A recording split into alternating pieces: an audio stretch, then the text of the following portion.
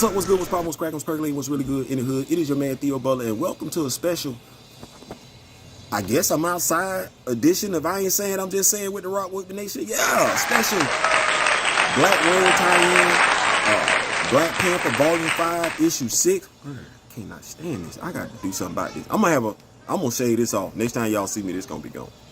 But yeah, we gonna review that and everything. Just what we 5 issues in. This is number 6 so far. T'Challa still ain't dead. Still ain't seen in Jobu nowhere around here. No Nakia either. So you know what? Shout out to the young lady that plays Kamala Khan. I don't know what universe the MCU is, because they seem to don't know what universe the MCU is, but we know what universe it is not. Until somebody can explain to me who the hell Njobu is. The 616 is the comic books. So yeah, we finna take a look at that. Hold on, I'll be right back. First, we have another beautiful cover by Delgado with Shuri facing off against Moreland. In the background, we see T'Challa in the stasis chamber. That's the front cover. From there, we open up and we have our usual suspects.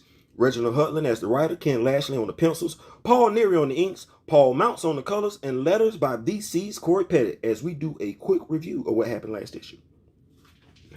From there, we see Merlin overlooking T'Challa with the spear Shuri threw at him still protruding from his chest. Like, I'm wondering if that hurts. And while calling her a little girl, he casually pulls it out like it ain't nothing, like, you know. And he basically tells her that, look here, if that's the best Wakanda can offer, man, it's a wrap. Shuri like, man, whatever. We about that life around here. And she hurls another spear at him, which he just slaps to the side. But he realizes there's something different about Shuri. More on that later on.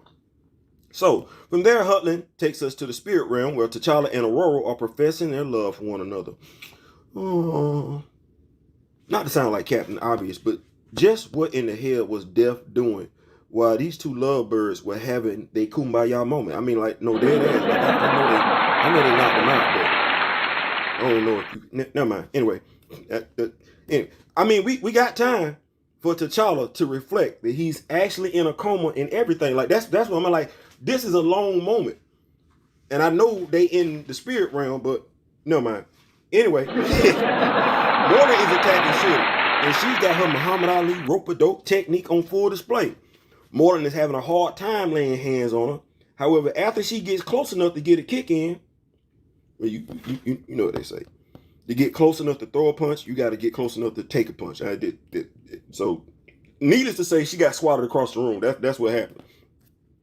As she struggles to get up, Moreland starts trash talking again. Like, villains always trash talk, like, except for onomatopoeia. Don't say nothing. Anyway, Moreland trash talking, which gives Shuri enough time to duck out. Now, if we remember back to last issue, Zaravari had told them that magic was the only way to defeat Moreland. And while we weren't given the specifics of the plan, Ramunda tells Shuri to remember the plan. What plan? Y'all should have told us plan. She also takes this time to tell her daughter, who has been looking for her mother's approval throughout this story arc, that no mother could be more proud of her daughter. Parents, I'm going to tell y'all, because some of y'all don't think that's important. That is important to children. They need to hear that. Spouses need to hear that from each other. Siblings need to hear that from each other. It does matter. Anyway, Shuri thanks her mother. Remember those ahead. This queen has experienced a lot in Wakanda. She has suffered. She has been used as a puppet. But that's a story for another day. Right now, it's about her telling Zaravari, he better be right. Anyway, her swearing was a small missed moment in an otherwise incredible story arc, because I'm not thinking Wakandans cuss like Americans do. Anyway, next panel over, we see Shuri jump on a sky cycle. Brought back the BET cartoon for me. Flashback. Moreland hurls a massive piece of debris at her that barely misses. Shuri fires an adamantium, not vibranium, an adamantium snare net towards Moreland, which it snares him. Like, he caught. And as Shuri say, the package is in the mail. I don't think they talk like that. Anyway. Next over, we see Aurora and T'Challa still confessing their love for one another. How long has Death been out? Like, I know they got into it with Death at the end of the last issue, but we never mind. Because they in the spirit realm.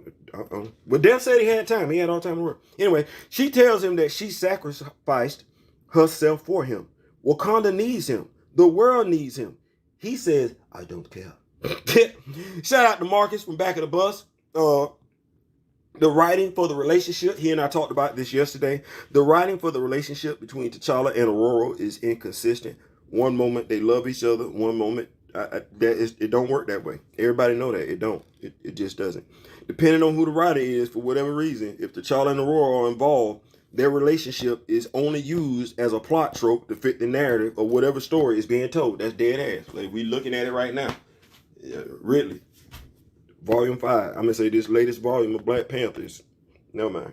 It's no whole nother story. Y'all make sure y'all check out Back of the Bus. Check them fellas out, Marcus and John's Point Blank Period. They got some good information over there. They review social events, entertainment news, sports news, movies, comics, and everything like that. Y'all check me and Marcus out when we be reviewing comics. Y'all will see exactly what we're talking about with the latest volume of Black Panther. Anyway, to Marvel, the editors-in-chief, this is a new generation, and they see the inconsistencies, and they aren't pressed to spend their money on crap. This is the age of cancel culture, and you can get canceled for misrepresenting characters. Stop judging this character through your jaded glasses. T'Challa, the Black Panther, matters to more than just black people. Figure it out before we figure it out for you. In essence, as we talked about, y'all gonna mess right around and ain't nobody gonna want to buy this comic book. And y'all know how popular this character is. Because if you didn't, you wouldn't keep marketing him every place else except for in the MCU. Never mind, keep it moving. You know what though? Petty moment. This whole time I've been ranting and raving about other stuff, Aurora and T'Challa are still making googly eyes at one another in the spirit realm. Well, Theo, why does that bother you? Is Death still knocked out? I would have like, well, damn, where is Death at? Like, damn, you done took, this is your house. You literally got people at your crib chilling, and you, never mind.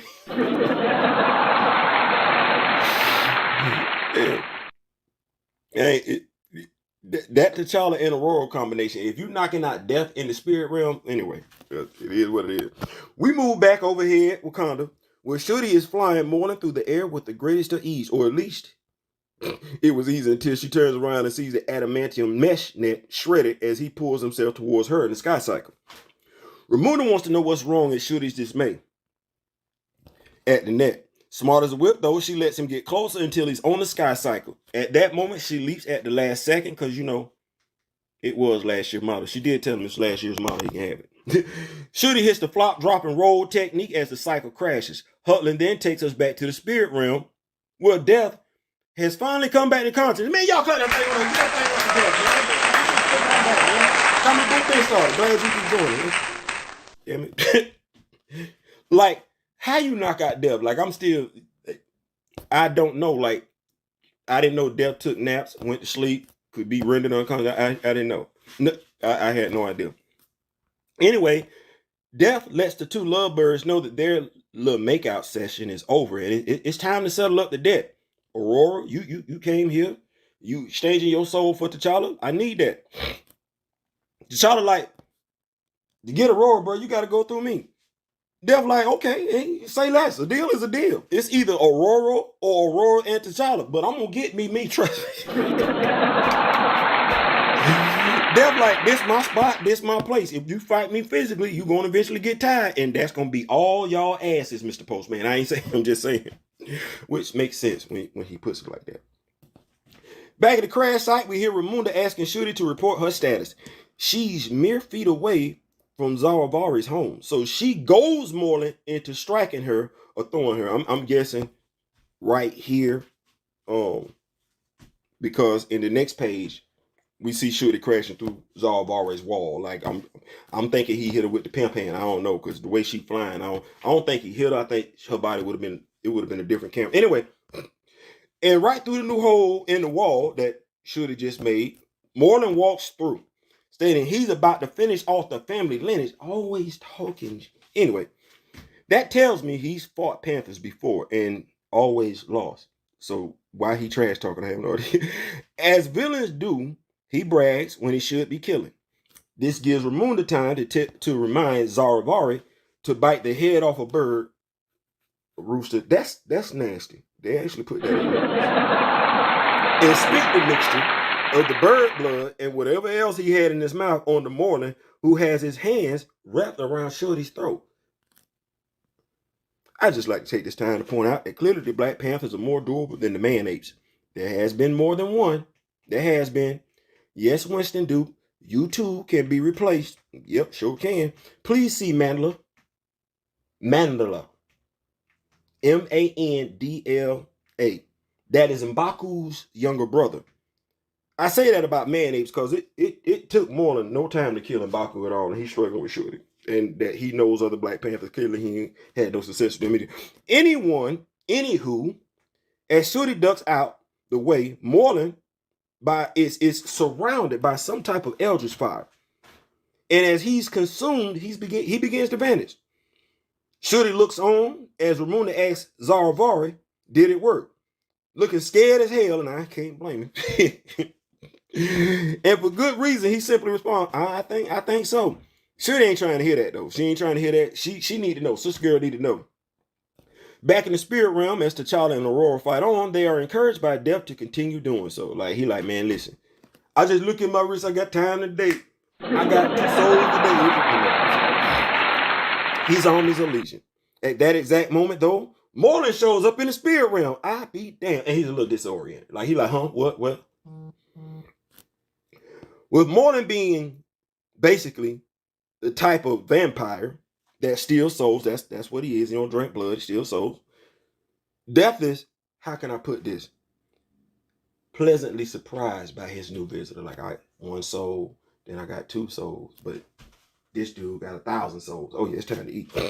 Also, up until this point, I was not aware that magic had a smell to it, and I'm guessing it smells like its user because Death tells Aurora and T'Challa to bounce, should I say, shoe. That's after he said it smells like Zaravari. What does the Zaravari smell like? Do we really want to know what Zaravari smells like? Because that's what his magic smells like. I had no idea that magic had a scent to it. Anyway, Death tells Aurora and T'Challa to bounce.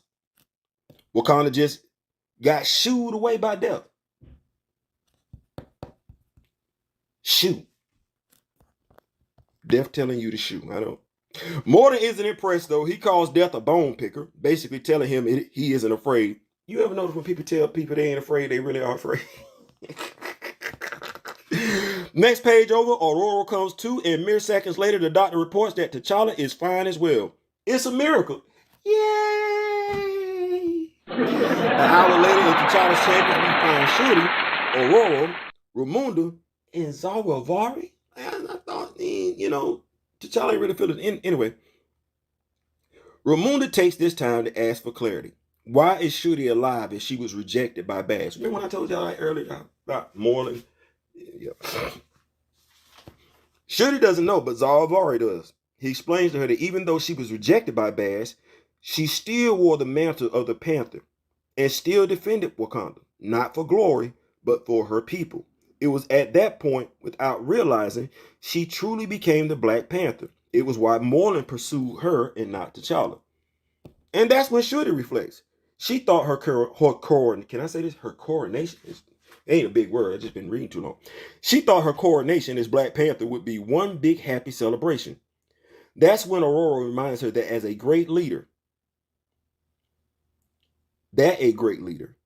is not defined by the best of times, but on how she guides her people through the worst of times.